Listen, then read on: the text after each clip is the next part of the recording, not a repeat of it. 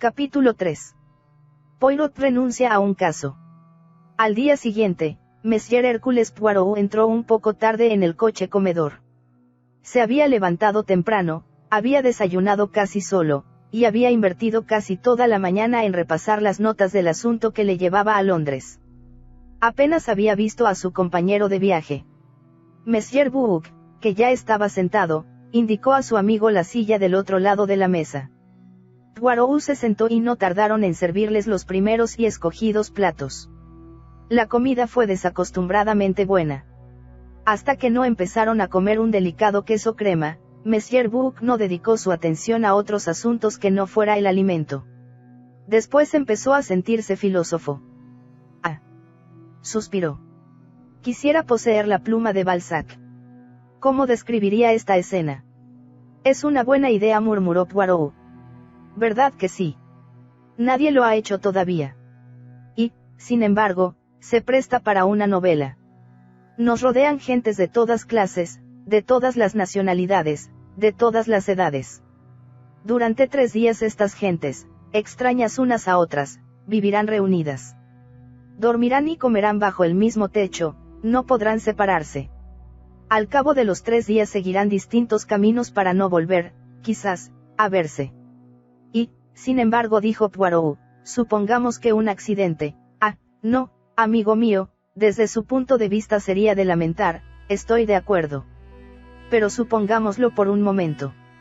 Entonces todos nosotros seguiríamos unidos, por la muerte. Un poco más de vino, dijo Monsieur Buck, y llenó las copas apresuradamente. ¿Se siente usted melancólico, mon cher? Quizás sea la digestión. Es cierto, convino Poirot, que los alimentos de Siria no eran muy apropiados para mi estómago. Bebió su vino a pequeños sorbos. Luego se recostó en su asiento y paseó una pensativa mirada por el coche comedor. Eran 13 comensales en total, y, como Monsieur Buck había dicho, de todas clases y nacionalidades. Empezó a estudiarlos. En la mesa opuesta a la de ellos había 3 hombres. Eran, sospechó, simples viajeros colocados allí por el inefable juicio de los empleados del restaurante. Un corpulento italiano se escarbaba los dientes con visible placer. Frente a él, un atildado inglés tenía el rostro inexpresivamente desaprobador de un criado bien educado. Junto al inglés se sentaba un norteamericano de traje chillón, posiblemente un viajante de comercio. No hemos comido mal, dijo con voz nasal. El italiano se quitó el mondadientes para gesticular con más libertad. Cierto, dijo. Es lo que he estado diciendo todo el tiempo. El inglés se asomó por la ventanilla y tosió. La mirada de Poirot siguió adelante. En una pequeña mesa estaba sentada, muy seria y muy erguida, una vieja dama de una fealdad jamás vista. Pero era la suya una fealdad de distinción, que fascinaba más que repeler. Rodeaba su cuello un collar de grandes perlas legítimas, aunque no lo pareciesen. Sus manos estaban cubiertas de sortijas. Llevaba el abrigo echado hacia atrás sobre los hombros. Una pequeña toca negra, horrorosamente colocada, aumentaba la fealdad de su rostro. En aquel momento hablaba con el camarero en un tono tranquilo y cortés, pero completamente autocrático. ¿Tendrá usted la bondad de poner en mi compartimento una botella de agua mineral y un vaso grande de zumo de naranja? Haga que me preparen para la cena de esta noche un poco de pollo sin salsa y algo de pescado cocido. El camarero contestó respetuosamente que sería complacida en su demanda. La dama asintió con un gracioso movimiento de cabeza y se puso en pie. Su mirada tropezó con la de Poirot y la rehuyó con la indiferencia de una aristócrata. Es la princesa Dragomirov, dijo Monsieur Buck en voz baja. Es rusa. Su marido obtuvo todo su caudal antes de la revolución y lo invirtió en el extranjero. Es muy rica. Una verdadera cosmopolita. Poirot dijo que ya había oído hablar de la princesa Dragomirov. Es una personalidad, añadió Monsieur Buck. Fea como un pecado, pero se hace notar. Cierto. Poirot se mostró de acuerdo. En otra de las mesas estaba sentada Mary Debenham con otras 2 mujeres. Una de ellas de mediana edad, alta, con una blusa y una falda a cuadros. Una masa de cabellos de un amarillo algo desvaído, recogidos en un gran moño, encuadraba su rostro ovejuno, al que no faltaban los indispensables lentes. Escuchaba a la tercera mujer, esta de rostro agradable, de mediana edad, que hablaba en tono claro y monótono, sin dar muestras de pensar hacer una pausa, ni siquiera para respirar. Y entonces mi hija dijo, no se pueden implantar en este país los métodos norteamericanos. Es natural que la gente de aquí sea indolente. No tiene por qué apresurarse. Esto es lo que mi hija dijo. Quisiera que viesen ustedes lo que está haciendo allí nuestro colegio. Tenemos que aplicar nuestras ideas occidentales y enseñar a los nativos a reconocerlas. Mi hija dice. El tren penetró en el túnel. La monótona voz quedó ahogada por el estruendo. En la mesa contigua, una de las pequeñas, se sentaba el coronel Arbuthnot, solo. Su mirada estaba fija en la nuca de Mary Debenham. No se habían sentado juntos. Sin embargo, podrían haberlo conseguido fácilmente. ¿Por qué no lo hicieron? Quizá, pensó Poirot, Mary Debenham se había resistido. Una institutriz aprende a tener cuidado.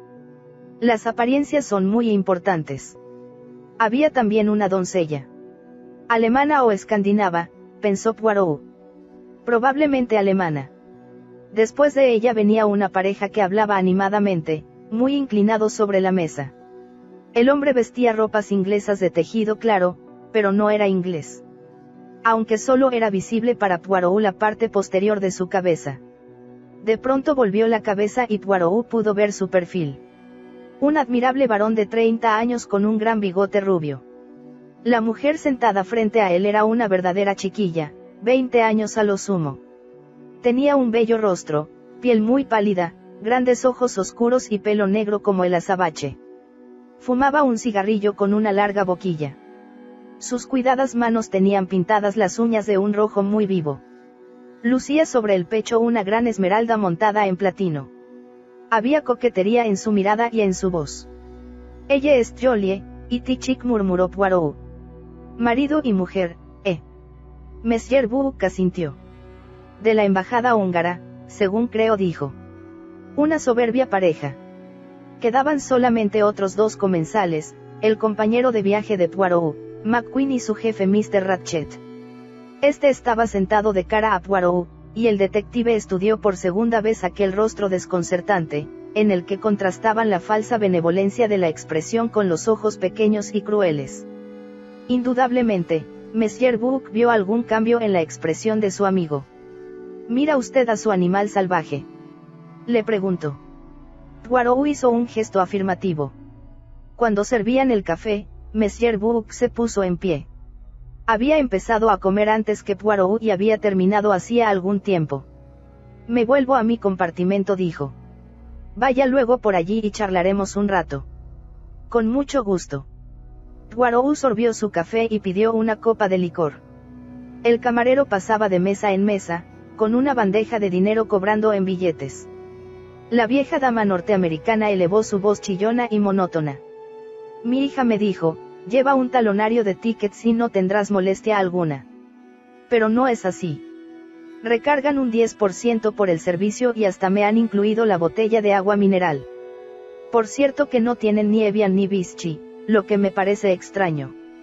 Es que están obligados a servir el agua del país, explicó la dama del rostro ovejuno. Bien, pero me parece extraño. La mujer miró con disgusto el pequeño montón de monedas colocado sobre la mesa frente a ella. Miren lo que me dan aquí. Dinars o algo por el estilo. Unos discos que no tienen valor alguno. Mi hija decía. Mary Debenham empujó hacia atrás su silla y se retiró con una pequeña inclinación de cabeza a las otras dos mujeres. El coronel Arbuthnot se puso en pie y la siguió. La dama norteamericana recogió su despreciado montón de monedas y se retiró igualmente, seguida por la señora de rostro ovejuno. Los húngaros se habían marchado ya. En el coche comedor quedaban solamente Poirot, Ratchet y McQueen. Ratchet habló a su compañero, que se puso en pie y abandonó el salón. Luego se levantó él también, pero en lugar de seguir a McQueen se sentó inesperadamente en la silla frente a Poirot. «¿Me hace usted el favor de una cerilla?», dijo. Su voz era suave, ligeramente nasal. «Mi nombre es Ratchet». Poirot se inclinó ligeramente. Luego deslizó una mano en el bolsillo y sacó una caja de cerillas, que entregó al otro. Este la cogió, pero no encendió ninguna. Creo, prosiguió, que tengo el placer de hablar con Monsieur Hércules Poirot. Es así. Poirot volvió a inclinarse. Ha sido usted correctamente informado, señor. El detective se dio cuenta de que los extraños ojillos de su interlocutor le miraban inquisitivamente. En mi país, dijo, entramos en materia rápidamente. Monsieur Poirot, quiero que se ocupe usted de un trabajo para mí. Las cejas de Monsieur Poirot se elevaron ligeramente. Mi clientela, señor, es muy limitada. Me ocupo de muy pocos casos. Eso me han dicho, Monsieur Poirot. Pero en este asunto hay mucho dinero, repitió la frase con su voz dulce y persuasiva. Mucho dinero. Hércules Poirot guardó silencio por un minuto. ¿Qué es lo que desea usted que haga, Mr. Ratchet? Preguntó al fin. Monsieur Poirot, soy un hombre rico, muy rico. Los hombres de mi posición tienen muchos enemigos. Yo tengo uno. Solo uno. ¿Qué quiere usted decir con esa pregunta?, replicó vivamente Mr. Ratchet. Señor, según mi experiencia, cuando un hombre está en situación de tener enemigos, como usted dice, el asunto no se reduce a uno solo. Ratchet pareció tranquilizarse con la respuesta de Hércules Poirot. Comparto su punto de vista, dijo rápidamente. Enemigo o enemigos, no importa. Lo importante es mi seguridad. Su seguridad. Mi vida está amenazada, Monsieur Poirot. Pero soy un hombre que sabe cuidar de sí mismo. Su mano sacó del bolsillo de la americana una pequeña pistola automática que mostró por un momento. No soy hombre a quien pueda cogerse desprevenido. Pero nunca está de más redoblar las precauciones. He pensado que usted es el hombre que necesito, Monsieur Poirot. Y recuerde que hay mucho dinero, mucho dinero. Poirot le miró pensativo durante unos minutos. Su rostro era completamente inexpresivo. El otro no pudo adivinar qué pensamientos cruzaban su mente. Lo siento, señor, dijo al fin. No puedo servirle. El otro le miró fijamente. Diga usted su cifra, entonces. No me comprende usted, señor. He sido muy afortunado en mi profesión. Tengo suficiente dinero para satisfacer mis necesidades y mis caprichos. Ahora solo acepto los casos que me interesan. Le tentarían a usted $20,000, dijo Ratchet. No. Si lo dice usted para poder conseguir más, le advierto que pierde el tiempo. Sé lo que valen las cosas. Yo también, Mr. Ratchet. ¿Qué encuentra usted de mal en mi proposición? Poirot se puso de pie. Si me perdona usted, le diré que no me gusta su cara, Mr. Ratchet. Y acto seguido abandonó el coche comedor. Capítulo 4. Un grito en la noche. El Simplon Orient Express llegó a Belgrado a las 9:45 de aquella noche. Y como no debía reanudar el viaje hasta las 9:15, Poirot bajó al andén. No permaneció en él, sin embargo, mucho tiempo. El frío era intensísimo, y aunque el andén estaba cubierto, caía en él mucha nieve. Volvió, pues, a su compartimento. El encargado, que había bajado también y se palmoteaba furiosamente para entrar en calor, se dirigió a él. Señor, su equipaje ha sido trasladado al compartimento número 1, al de Monsieur Bouc. ¿Pero dónde está Monsieur Bouc? Se ha acomodado en el coche de Atenas que acaban de enganchar. Poirot fue en busca de su amigo. Monsieur Bouc rechazó sus protestas. No tiene importancia. No tiene importancia. Es más conveniente así. Como usted va a Inglaterra, es mejor que continúe en el mismo coche hasta Calais. Yo estoy muy bien aquí. En este coche vamos solamente un doctor griego y yo. Ah, amigo, qué noche. Dicen que no ha caído tanta nieve en muchos años. Esperemos que no nos detenga. Si he de decirle la verdad, no estoy muy tranquilo. El tren abandonó la estación a las 9:15 en punto, y poco después Poirot se puso en pie, dio las buenas noches a su amigo y avanzó por el pasillo en dirección a su coche, que se hallaba a continuación del coche comedor. Durante aquel segundo día de viaje había ido rompiéndose el hielo entre los viajeros. El coronel Arbuthnot estaba en la puerta de su compartimento hablando con McQueen. McQueen interrumpió algo que estaba diciendo al ver a Poirot. Pareció muy sorprendido. ¿Cómo?, exclamó. Creí que nos había usted dejado. Dijo que bajaría en Belgrado. No me comprendió usted bien, replicó Poirot. Recuerdo ahora que el tren salió de Estambul cuando estábamos hablando del asunto. Pero su equipaje ha desaparecido. Lo han trasladado a otro compartimento. Eso es todo. Ah, ya. Reanudó su conversación con Arbuthnot, y Poirot siguió adelante. 2 puertas antes de su compartimento encontraron a la anciana americana, Mistress Hubbard, hablando con la dama de rostro ovejuno, que era una sueca. Mistress Hubbard parecía muy interesada en que la otra aceptase una revista ilustrada. Llévesela, querida, decía. Tengo otras muchas cosas para leer. ¿No es espantoso el frío que hace? La dama sonrió amistosamente al pasar Poirot. Es usted muy amable, dijo la sueca. No se hable más de ello. Que descanse usted bien y que mañana se sienta mejor de su dolor de cabeza. No es más que frío. Ahora me haré una taza de té. ¿Tiene usted una aspirina? ¿Está usted segura? Dispongo de bastantes. Bien, buenas noches, querida. Cuando se alejó la otra mujer, se dirigió a Poirot con ganas de entablar conversación. Pobre criatura. Es sueca. Por lo que tengo entendido es una especie de misionera, una maestra. Es muy simpática, pero habla poco inglés. Le interesó muchísimo lo que le conté de mi hija. Poirot sabía ya todo lo referente a la hija de Mistress Hubbard. Todos los viajeros que hablaban inglés lo sabían. Que ella y su marido pertenecían al personal de un gran colegio americano en Esmirna. Que aquel era el primer viaje de Mistress Hubbard a Oriente, y lo que ella opinaba de los turcos y del estado de sus carreteras. La puerta inmediata se abrió y apareció la pálida y delgada figura del criado de Mr. Ratchet. Poirot vio un instante al caballero norteamericano, sentado en la litera. Él también vio a Poirot y su rostro palideció de ira. Luego la puerta volvió a cerrarse. Mistress Hubbard llevó a Poirot un poco a un lado. Me asusta ese hombre, murmuró. Oh, no me refiero al criado, sino al otro, al amo. Hay algo siniestro en él. Mi hija dice siempre que soy muy intuitiva. Cuando mamá tiene una corazonada, siempre tiene razón, me dice a cada paso. Y ese hombre me da mala espina. Duerme en el compartimento inmediato al mío y no me gusta.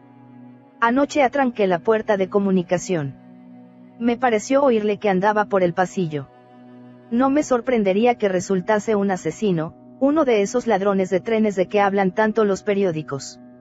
Sé que es una tontería, pero no hay quien me lo quite de la cabeza. No puedo remediarlo. Me da miedo ese hombre. Mi hija dijo que tendría un viaje feliz, pero no me siento muy tranquila. Verá usted cómo ocurre algo. No sé cómo ese joven tan amable puede ser su secretario. El coronel Arbuthnot y McQueen avanzaban hacia ellos por el pasillo. Entré en mi cabina, iba diciendo McQueen. Todavía no la han preparado para pasar la noche. Me interesa lo que me estaba diciendo usted sobre su política en la India. Los 2 hombres pasaron y siguieron por el pasillo hasta el compartimento de McQueen. Mistress Hubbard se despidió de Poirot. Voy a acostarme y a leer un poco, dijo. Buenas noches. Buenas noches, madame. Poirot entró en su compartimento, que era el inmediato al de Ratchet. Se desnudó y se metió en la cama, leyó durante media hora y luego apagó la luz. Se despertó sobresaltado unas horas más tarde. Sabía lo que le había despertado. Un largo gemido, casi un grito. Y en el mismo momento sonó un timbre insistente. Poirot se incorporó en el lecho y encendió la luz. Observó que el tren estaba parado, presumiblemente en alguna estación. Aquel grito vibraba todavía en su cerebro. Recordó que era Ratchet quien ocupaba el compartimento inmediato. Saltó de la cama y abrió la puerta en el preciso momento en que el encargado del coche cama avanzaba corriendo por el pasillo y llamaba a la puerta de Ratchet. Poirot mantuvo ligeramente abierta la puerta, observando. Sonó un timbre y se encendió la luz de una puerta más allá. El empleado miró en aquella dirección. En el mismo momento salió una voz del compartimento de Mr. Ratchet. No es nada. Me he equivocado. Bien, señor. El encargado se dirigió a llamar a la puerta donde se había encendido la luz. Poirot volvió a la cama, ya más tranquilo, y apagó la lámpara. Antes consultó su reloj. Era la 1:23. Capítulo 5. El crimen. No consiguió volverse a dormir inmediatamente. En primer lugar, echaba de menos el movimiento del tren. Era una estación curiosamente tranquila. Por contraste, los ruidos dentro del tren parecían desacostumbradamente altos. Oyó a Ratchet moverse en el compartimento inmediato. Un ruido como si hubiese abierto el grifo del lavabo, luego el rumor del agua al correr y después otra vez el chasquido del grifo al cerrarse. Sonaron unos pasos en el pasillo, los apagados pasos de alguien que caminaba calzado con zapatillas. Hércules Poirot siguió despierto, mirando al techo. ¿Por qué estaba tan silenciosa la estación? Sentía seca la garganta. Había olvidado pedir su acostumbrada botella de agua mineral. Consultó de nuevo su reloj. Era la 1:15. Llamaría al encargado y le pediría el agua mineral. Su dedo se alargó para pulsar el timbre, pero se detuvo al oír otro timbrazo. El encargado no podía atender todas las llamadas a la vez. Ring. Ring. Ring. Sonaba una y otra vez. ¿Dónde estaba el encargado? Alguien se impacientaba. Ring. Quien fuese no separaba su dedo del pulsador. De pronto se oyeron los pasos apresurados del empleado. Llamó a una puerta no lejos de Poirot. Llegaron hasta Poirot unas voces. La del encargado, amable, apologética; la de la mujer, insistente, voluble. Mistress Hubbard. Poirot sonrió para sí. El altercado, si tal era, siguió durante algún tiempo. Sus proporciones correspondían en un 90% a Mistress Hubbard y en un humilde 10% al encargado. Finalmente, el asunto pareció arreglarse. Bonne madame, oyó distintamente Poirot al cerrarse la puerta. Apoyó entonces su dedo en el timbre. El encargado llegó prontamente. Parecía excitado. Agua mineral, si hace el favor. Bien, monsieur. Quizás un guiño de Poirot le invitó a la confidencia. La señora norteamericana, ¿qué? El empleado se enjugó la frente. Imagínese lo que he tenido que discutir con ella. Insiste en que hay un hombre en su compartimento. Figúrese el señor. En un espacio tan reducido. ¿Dónde iba a esconderse? Hice presente a la señora que es imposible. Pero ella insiste. Dice que se despertó y que había un hombre por allí. ¿Y cómo? Pregunté yo. Iba a salir dejando la puerta con el pestillo echado. Pero ella no quiso escuchar mis razones. Como si no tuviéramos ya bastante con qué preocuparnos. Esta nieve. Claro, señor. No se ha dado cuenta. El tren está detenido. Estamos en plena ventisca, y Dios sabe cuánto tiempo estaremos aquí. Recuerdo una vez que estuvimos detenidos 7 días. ¿En dónde estamos? Entre Vinkovsky y Brad. La dijo Poirot, disgustado. El hombre se retiró y volvió con el agua. Bonsoir, monsieur. Poirot bebió un vaso y se acomodó para dormir. Iba quedándose dormido cuando algo le volvió a despertar. Esta vez fue como si un cuerpo pesado hubiese caído contra la puerta. Se arrojó del lecho, la abrió y se asomó. Nada. Pero a su derecha una mujer envuelta en un kimono escarlata se alejaba por el pasillo. Al otro extremo, sentado en su pequeño asiento, el encargado trazaba cifras en unas largas hojas de papel. Todo estaba absolutamente tranquilo. Decididamente padezco de los nervios, se dijo Poirot, y volvió a la litera. Esta vez durmió hasta la mañana. Cuando se despertó, el tren estaba todavía detenido. Levantó una cortinilla y miró al exterior. Grandes masas de nieve rodeaban el tren. Miró su reloj y vio que eran más de las 9. A las 10 menos cuarto, muy atildado, como siempre, se dirigió al coche comedor, donde le acogió un coro de voces. Las barreras que al principio separaban a los viajeros se habían derrumbado por completo. Todos se sentían unidos por la común desgracia. Mistress Hubbard era la más ruidosa en sus lamentaciones. Mi hija me dijo que tendría un viaje feliz. No tienes más que sentarte en el tren y él te llevará hasta París. Y ahora podemos estar aquí días y más días, se lamentaba. Y mi buque zarpará pasado mañana. ¿Cómo voy a cogerlo ahora? Ni siquiera puedo telegrafiar para anular mi pasaje. El italiano decía que tenía un asunto urgente en Milán. El norteamericano expresó su esperanza de que el tren saliese de su atasco y llegase todavía a tiempo. Mi hermana y sus hijos me esperan, dijo la sueca echándose a llorar. ¿Qué pensarán? Creerán que me ha sucedido algo grave. ¿Cuánto tiempo estaremos aquí? ¿Lo sabe alguien?, preguntó Mary Debenham. Su voz tenía un tono de impaciencia, pero Poirot observó que no daba muestras de aquella ansiedad casi febril que había mostrado durante el trayecto en el Taurus Express. Mistress Hubbard volvió a dejar oír su voz. En este tren nadie sabe nada. Y nadie trata de hacer algo. Somos una manada de inútiles extranjeros. Si estuviésemos en mi país no faltaría alguien que tratase de poner remedio. Arbuthnot se dirigió a Poirot y le habló en francés. Usted, según creo, es un director de la línea. Usted podrá decirnos. No, contestó Poirot en inglés, sonriendo. No soy yo. Usted me confunde con mi amigo. Oh, perdone. No es nada. Es muy natural. Estoy ahora en el compartimento que él ocupaba antes. Monsieur Buck no estaba presente en el coche comedor. Poirot miró a su alrededor para ver quién más estaba ausente. Faltaba la princesa Dragomírov y la pareja húngara. También Ratchet, su criado y la doncella alemana. La dama sueca se enjugó los ojos. Estoy loca, dijo. Hago mal en llorar. Que suceda lo que Dios quiera.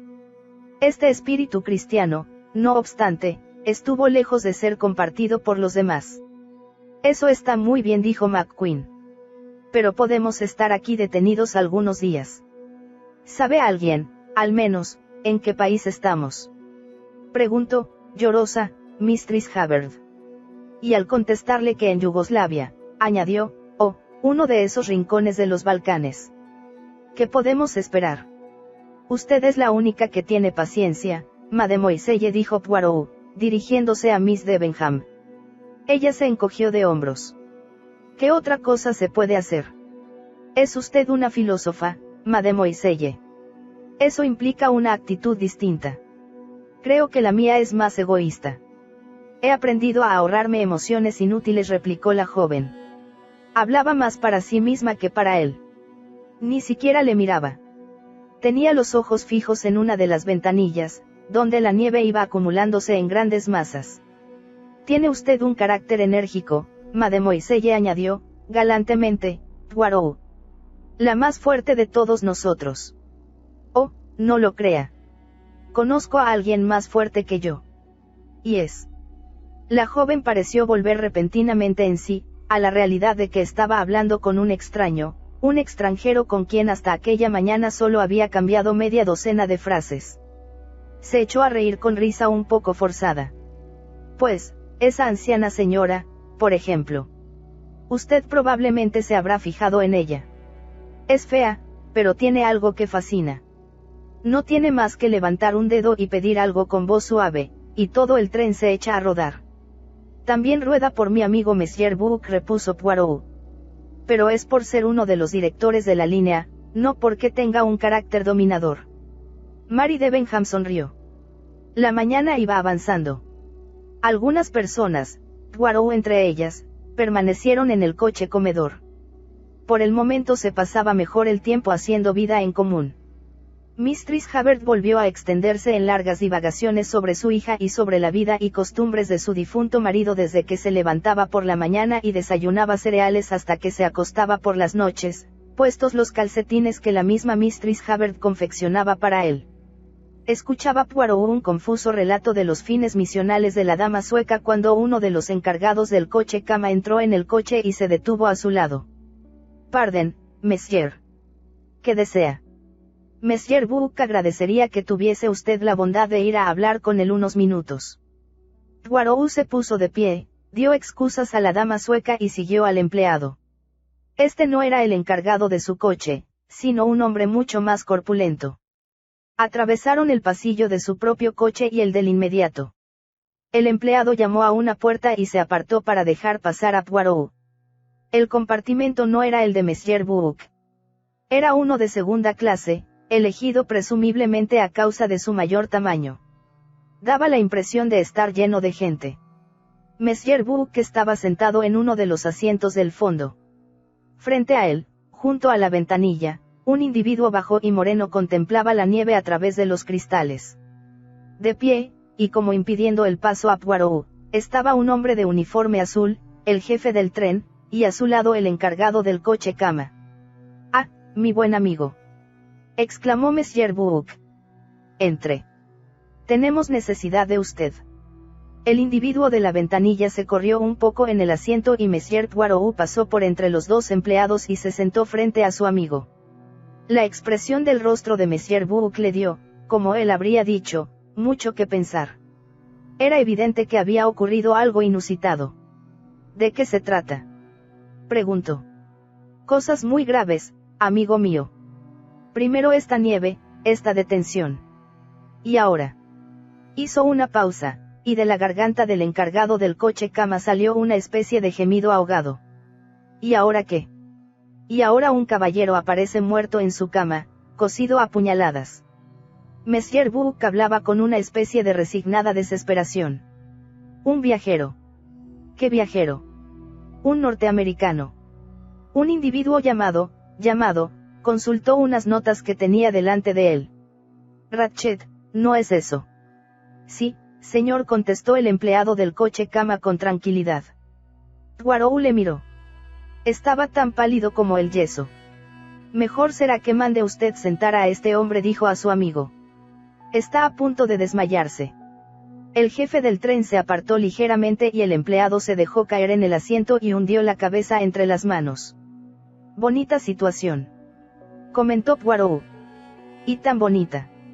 Para empezar, un asesinato, que ya de por sí es una calamidad de primera clase, y luego esta parada, que quizá nos retenga aquí horas, que digo horas, días. Otra circunstancia. Al pasar por la mayoría de los países tenemos la policía del país en el tren.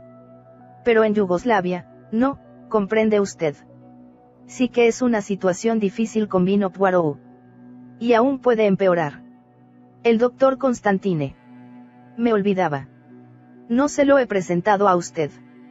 El doctor Constantine, Monsieur Poirot. El hombrecillo moreno se inclinó y Poirot correspondió a la reverencia. El doctor Constantine opina que la muerte ocurrió hacia la 1 de la madrugada. Es difícil puntualizar en estos casos, aclaró el doctor, pero creo poder decir concretamente que la muerte ocurrió entre la medianoche y las 2 de la madrugada.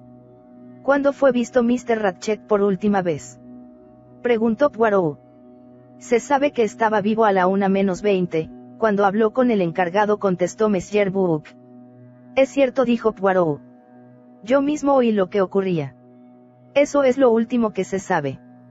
Poirot se volvió hacia el doctor, quien continuó: la ventana del compartimento de Mr. Ratchet fue encontrada abierta de par en par, lo que induce a suponer que el asesino escapó por allí. Pero en mi opinión esa ventana abierta no es más que una pantalla. El que salió por allí tenía que haber dejado huellas bien nítidas en la nieve y no hay ninguna. ¿Cuándo fue descubierto el crimen?, preguntó Poirot. Michel. El encargado del coche cama se puso de pie. Estaba todavía pálido y asustado. Dígale a este caballero lo que ocurrió exactamente, ordenó Monsieur Book. El criado de Mr. Ratchet llamó repetidas veces a la puerta esta mañana. No hubo contestación. Luego, hará una media hora, llegó el camarero del coche comedor. Quería saber si el señor quería desayunar. Le abrí la puerta con mi llave. Pero hay una cadena también, y estaba echada. Dentro nadie contestó y estaba todo en silencio, y muy frío, con la ventana abierta y la nieve cayendo dentro. Fui a buscar al jefe del tren. Rompimos la cadena y entramos. El caballero estaba, terrible. Volvió a hundir el rostro entre las manos. La puerta estaba cerrada y encadenada por dentro, repitió pensativo Poirot. No será suicidio, El doctor griego rió de un modo sardónico. Un hombre que se suicida, puede apuñalarse en 10, 12 o 15 sitios diferentes. Preguntó. Poirot abrió los ojos. Es mucho ensañamiento, comentó. Es una mujer, intervino el jefe de tren, hablando por primera vez. No les quepa duda de que es una mujer. Solamente una mujer es capaz de herir de ese modo. El doctor Constantine hizo un gesto de duda. Tuvo que ser una mujer muy fuerte, dijo. No es mi deseo hablar técnicamente, eso no hace más que confundir, pero puedo asegurarles que uno o dos de los golpes fueron dados con tal fuerza que el arma atravesó los músculos y los huesos. Por lo visto no ha sido un crimen científico, comentó Poirot. Lo más anticientífico que pueda imaginarse. Los golpes fueron descargados al azar. Algunos causaron apenas daño. Es como si alguien hubiese cerrado los ojos y luego, en loco frenesí, hubiese golpeado a ciegas una y otra vez. C'est une femme, repitió el jefe de tren. Las mujeres son así. Cuando están furiosas tienen una fuerza terrible. Lo dijo con tanto aplomo que todos sospecharon que tenía experiencia personal en la materia. Yo tengo, quizás, algo con que contribuir a esa colección de detalles, dijo Poirot. Mr. Ratchet me habló ayer y me dijo, si no le comprendí mal, que su vida peligraba.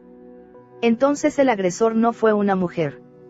Sería un gángster o un pistolero, ya que la víctima es un norteamericano, opinó Monsieur Buck. De ser así, dijo Poirot, sería un gángster aficionado. Hay en el tren un norteamericano muy sospechoso, añadió Monsieur Buck insistiendo en su idea. Tiene un aspecto terrible y viste estrafalariamente. Mastica chicle sin cesar, lo que creo que no es de muy buen tono. ¿Sabe a quién me refiero? El encargado del coche cama hizo un gesto afirmativo. Oui, monsieur, al número 16. Pero no pudo ser él. Le habría visto yo entrar o salir del compartimento. Quizá no. Pero ya aclararemos eso después. Se trata ahora de determinar lo que debemos hacer, añadió, mirando a Poirot. Poirot le miró a su vez fijamente. Vamos, amigo mío, siguió Monsieur Buck. Adivinará usted lo que voy a pedirle. Conozco sus facultades. Encárguese de esta investigación. No se niegue. Comprenda que para nosotros esto es muy serio. Hablo en nombre de la Compagnie Internationale des Wagenslits. Será hermoso presentar el caso resuelto cuando llegue la policía yugoslava. De otro modo, tendremos retrasos, molestias, 1.000.000 de inconvenientes. En cambio, si usted aclara el misterio, podremos decir con exactitud, ha ocurrido un asesinato, este es el criminal. Suponga usted que no lo aclaro. Mon cher. La voz de Monsieur Buck se hizo francamente acariciadora. Conozco su reputación. He oído algo de sus métodos. Este es un caso ideal para usted. Examinar los antecedentes de toda esta gente, descubrir su bona fide, todo eso exige tiempo e innumerables molestias. Y a mí me han informado que le han oído a usted decir con frecuencia que para resolver un caso no hay más que recostarse en un sillón y pensar. Hágalo así. Interrogue a los viajeros del tren, examine el cadáver, examine las huellas que haya y luego, bueno, tengo fe en usted. Recuéstese y piense, utilice, como sé que dice usted, las células grises de su cerebro, y todo quedará aclarado. Se inclinó hacia adelante, mirando de modo afectuoso a su amigo. Su fe me conmueve, amigo mío, dijo Poirot, emocionado. Como usted dice, este no puede ser un caso difícil. Yo mismo, anoche, pero no hablemos de esto ahora. No puedo negar que este problema me intriga. No hace unos minutos estaba pensando que nos esperaban muchas horas de aburrimiento, mientras estemos detenidos aquí. Y de repente, me cae un intrincado problema entre manos. ¿Acepta usted, entonces? Preguntó Monsieur Buck con ansiedad. C'est entendu. El asunto corre de mi cuenta. Muy bien. Todos estamos a su disposición. Para empezar, Me gustaría tener un plano del coche Estambul-Calais, con una lista de los viajeros que ocupan los diversos compartimentos, y también me gustaría examinar sus pasaportes y billetes.